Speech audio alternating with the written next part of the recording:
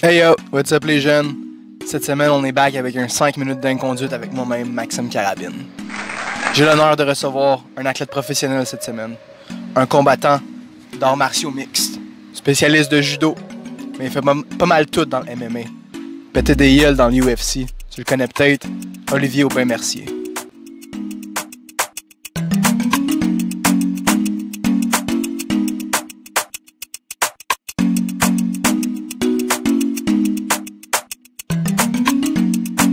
Olivier, c'est un gros gars. Il vient de la Rive-Sud, tout comme moi. On jase de ce qui se passe sur Tachereau. On parle de la ville, on parle du combat. Je t'invite à écouter le tout, mon jeune. Laisse-moi un commentaire, dis-moi si t'as aimé ça. See you there. C'est parti. Yes. Faut que je regarde là, faut que je regarde là. Tu regardes où tu veux, mon Oli, man. Fait que t'as grandi à Saint-Hubert, à Saint-Bruno de Montarville. C'est exact. Mec, t'as choqué ta première question. Sur commencer. Ça va être parfait, ça. Ok. Fait que tu viens de Saint-Bruno. Ouais, je viens de Saint-Bruno. Ben, en fait, moi, je suis né à Montréal. J'ai vécu mon enfance. Moi aussi, j'ai choqué. Mon enfance à Montréal. Puis mes parents ont déménagé à Saint-Bruno, genre quand j'avais 13 ans. Ah ouais, nice. Donc, j'ai vécu comme mon adolescence à Saint-Bruno. Puis là, ça fait quoi, 5-6 ans que je suis venu à Montréal. C'est plus facile. Je commence à être tanné de faire 1 heure de route à chaque jour pour m'entraîner. Fait que c'est ça, je suis venu à Montréal. Là. Puis t'as-tu commencé à faire t'es un gars de judo, toi? Yes. T'as commencé à faire du judo. Ouais, j'ai commencé à faire du judo quand j'ai déménagé à Saint-Bruno. Ben, en fait, j'en faisais un petit peu avant. J'étais allé en sport-études quand j'étais arrivé à Saint-Bruno. OK. J'étais en sport-études à Boucherville. Fait que j'allais à l'école de de la Mortagne. planche? La planche. La planche à neige, skateboard? Non, je faisais rien. En fait, j'ai tout arrêté quand j'ai commencé le judo pour vraiment me concentrer là-dessus puis pas me blesser, tu sais. Puis là, ironiquement, maintenant que j'ai une carrière professionnelle, je me suis acheté un skate électrique puis j'en fais genre à chaque jour. Au moins tu mets ton casque. Ouais, au moins j'en je ai mets vu mon un autre casque. dude avec ça. Je pense que vous êtes les deux seuls dudes que j'ai vus à Montréal. Ah ouais? Ce truc-là. Chris, ben moi j'en vois quand même souvent. Ah oui, c'est ça. On se donne des Qu'est-ce fils. que t'as commencé à dire? Man, je pense que j'ai peut-être du potentiel pour avoir une carrière professionnelle comme combattant. Ben, tu sais, moi je voulais faire les Olympiques. OK. Puis quand j'ai vu Georges Saint-Pierre gagner sa ceinture, j'ai comme décidé de changer de sport. Il y a eu une grosse péripétie, mais en gros, j'ai changé de sport. J'ai switché du judo au MMA. Puis j'ai fait quoi, 2 ans, peut-être 1 an ou 2 amateur. Là, j'allais avoir une petite fille. Puis je me suis dit, OK, c'est peut-être le temps que je fasse de l'argent, Ouais. Puis c'était pendant les carrés rouges dans ce moment-là. Ouais. Fait que, à cause que tout est arrêté, j'ai comme décidé de laisser l'école puis d'aller vraiment essayer à 100% Ouais. pour faire du MMA. Tu sais. Ouais. Fait que, gros merci à Gabriel Nadeau-Dubois, mon boy, qui m'a fait arrêter l'école. Merci pour le travail. Merci, On mon salue gars. que j'ai une carrière. Ton premier combat professionnel, c'était Premier ici? combat. Au Oui, Québec? c'était à Montréal, c'était au Centre Bell. Premier combat professionnel, Pas c'était pire, au Centre Bell. pas Quand trop même stressant. pire. Quand même 2 premiers combats, je pense, avec Ringside avant qu'ils ferment leurs portes. Là. Ils ont eu des petits problèmes. Puis c'est ça, j'ai gagné mes 2 combats. En fait, mes 4 premiers combats qui étaient à l'extérieur du UFC, je les ai gagnés peut-être en 1 minute chaque. Là. Fait que, tu sais, ouais, c'est ça. C'était vraiment rapide, tu sais. Puis c'était vraiment un problème parce que j'avais de la difficulté de trouver des adversaires. T'avais-tu de la misère à te faire payer dans ce temps-là? Non, puis je me faisais bien payer comparativement aux gars présentement. Ouais. Tu sais, je pense à mon 4e combat, c'est pas de la grosse argent, mais à mon 4e combat, je pense que je faisais 3500 $. Tu sais, j'ai fait le scratch de Brossard. Oh, il y avait des combats au scratch? Ouais, je faisais quand même beaucoup de barres, tu sais, amateur, c'est un petit peu Ouais. tout croche, là. Puis non, j'avais Tassé les tables de billard, même. Ouais, mais tu sais, comme un ring, le monde embarquait quasiment sur le ring, tu sais. Puis ouais, je vais pouvoir t'en parler un petit peu Au plus scratch, tantôt. ça brosse, man. Ouais, non, je pense que j'ai fait 2 combats au scratch, quelque chose de même. Rest in peace, le scratch. Ouais.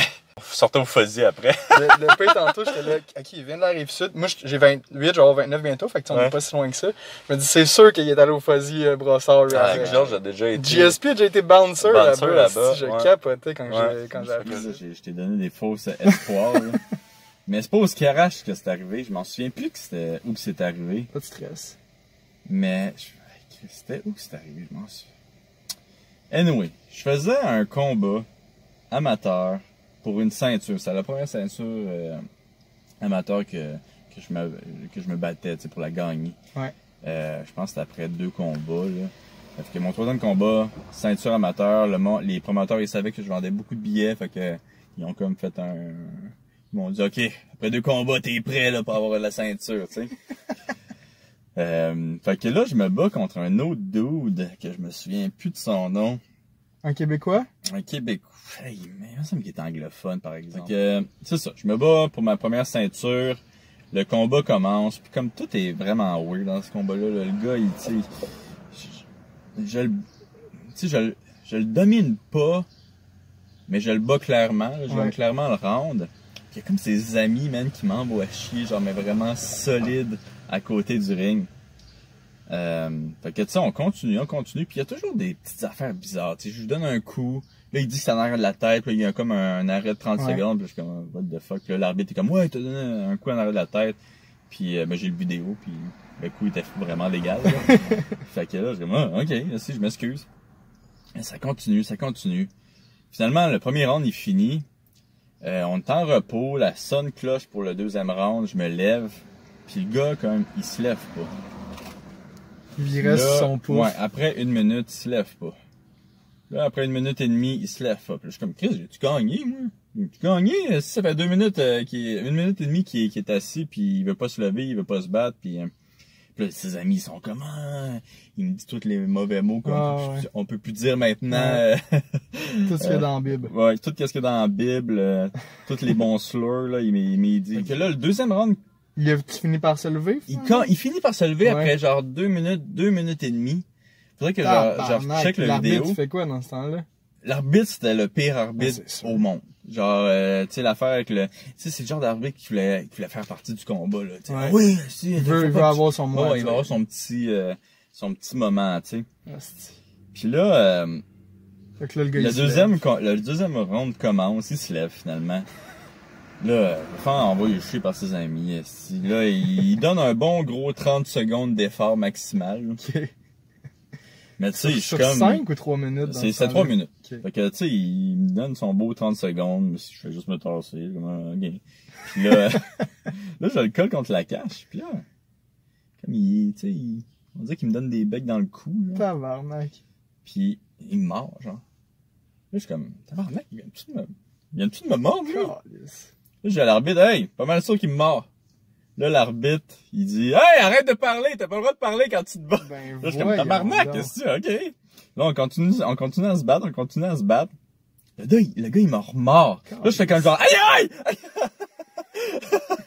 Par exprès, genre, pour que tu le vois ou ça non, ça a vraiment fait mal. Là, il mord! Fait que là, Chris, comme de fait, il me mord, l'arbitre. What the fuck, c'est quoi que tu fais? Genre, si tu peux pas ouais, à l'autre gars. Genre, tu peux pas le mordre. J'ai genre une marque rouge dans le cou. Là, genre, il arrête le combat, il se fait disqualifier. Puis ses amis, genre, ils commencent à battre triper, genre. Mais genre vraiment violent, là. Fait que là, le monde, ils ont décidé de fermer la cage parce que ses amis essayaient de rentrer dans la cage. Puis comme toute mon équipe qui était avec moi. Puis tu sais, mon équipe, là, c'était genre quasiment... Chris, qui attendait ce moment-là depuis des années. Tu sais, ils font des arts martiaux depuis des années pour enfin l'utiliser genre dans une espèce de contexte incroyable que genre faut qu'ils défendent leur fort, qui est une cage, puis là il y a du monde qui essaie de rentrer dans la cage. Fait qu'ils sont alentour de moi. Puis moi, genre je perds pas les nerfs normalement, genre je suis vraiment quelqu'un de zen là, je pense que j'ai pété une coche 2 fois dans ma vie si je me souviens bien. Puis ça, c'est une des 2 fois. OK. Fait que là, je commence à envoyer chier, genre, ses amis, puis leur faire des fuck you, genre, qu'est-ce que... que j'ai jamais fait, là, genre. Puis je me contrôle pas, là. Je vois noir, je suis comme, fuck you, toi, esti, fuck you. Puis les gars sont comme, toi, fuck you, ils vont venir te péter à la gueule. Là, il essaie de rentrer, Finalement, il rentre pas. Le promoteur, il est comme, non, Olivier, ta carrière. Je m'en calisse, c'est fuck you. Puis là, il me donne la ceinture. Je suis comme, my God. J'ai gagné ma première ceinture amateur, genre, avec quelqu'un qui me mord dans le cou. Ouais, ça devait être parfait, man. Ouais. Puis là, Là, finalement, parce que ça reste de même, là, qui est cool, j'ai gagné. Mon père, il est genre, man. Qu'est-ce que c'est mon 3e combat, tu sais, il est comme, man. Une ceinture. Ouais, c'est ça. Pourquoi t'as switché du judo au MMA? C'est quoi ton problème de te battre dans des espèces d'arénas vides, avec du monde qui essaie de te péter à la gueule si tu bats leur ami? Puis là, tu sais, il y a comme des années plus tard, genre, je suis dans un bar, puis je vois un gars, puis je commence à lui parler, tu sais, puis il me dit, ah ouais, by the way, là, moi, là, j'étais un des gars de sécurité la fois où il y a eu quasiment une émeute. Ouais. Là, je suis comme, ah ouais, man, ouais, c'était fucking weird, hein, cette affaire-là. Puis j'étais comme, ouais, c'est vraiment weird. Puis by the way, genre, les gars, ils t'attendaient dehors. Ils t'ont attendu 1 heure dehors. Calice. Puis genre, la sécurité, il est allé les voir, il a dit, c'est quoi que vous faites là? Genre, ça n'a aucun rapport, là, votre affaire.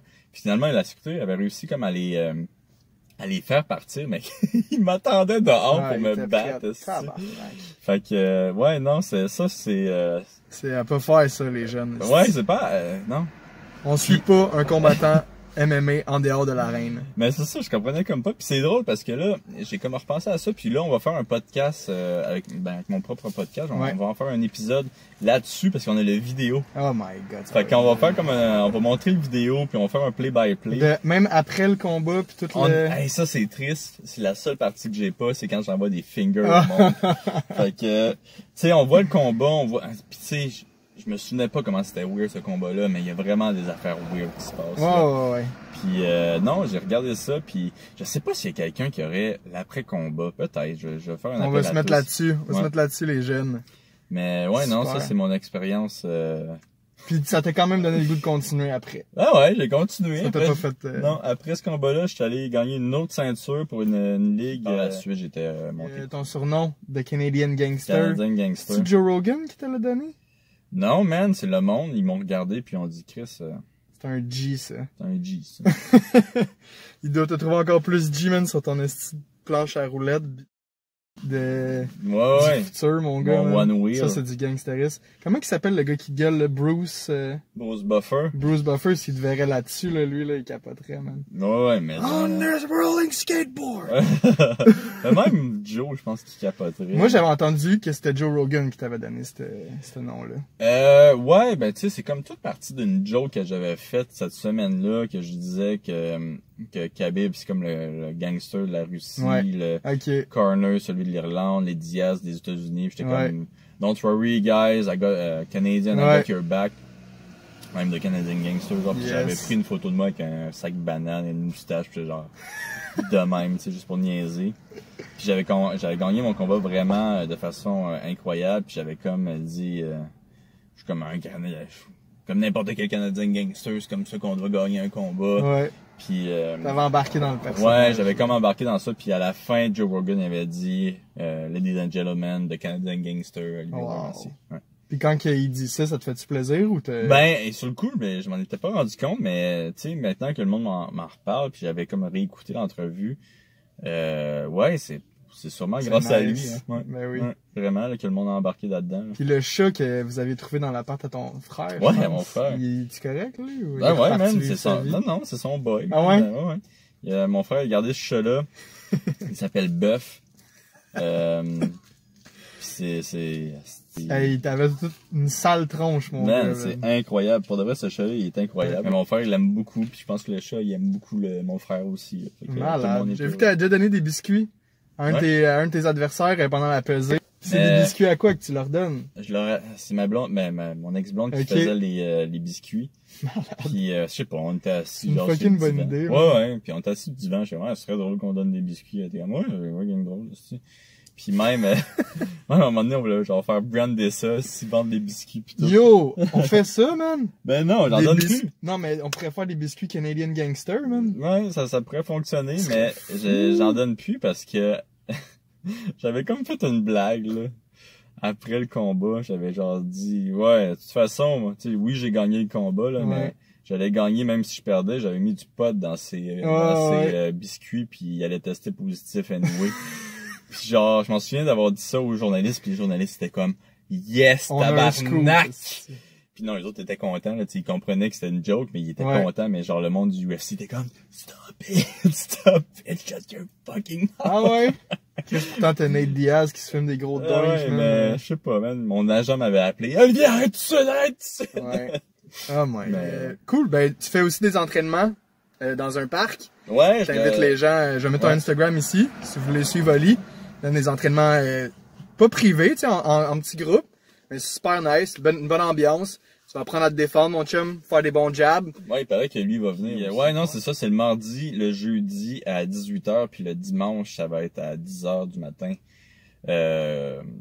Puis c'est ça, c'est 20$ le drop-in, sinon tu peux payer aussi par mois, là.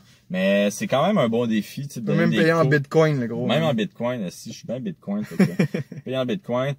Puis, si que je ferais ça drôle, en plus, c'est plus un gag, en fait, que je disais. Tu l'as-tu eu? Non, c'est impossible, genre. Avoue, hein. Et voilà, c'est ce qui conclut mon entretien avec le combattant d'arts martiaux mixtes, Olivier Aubin-Mercier. Un gros merci, Oli, c'est super cool de te recevoir.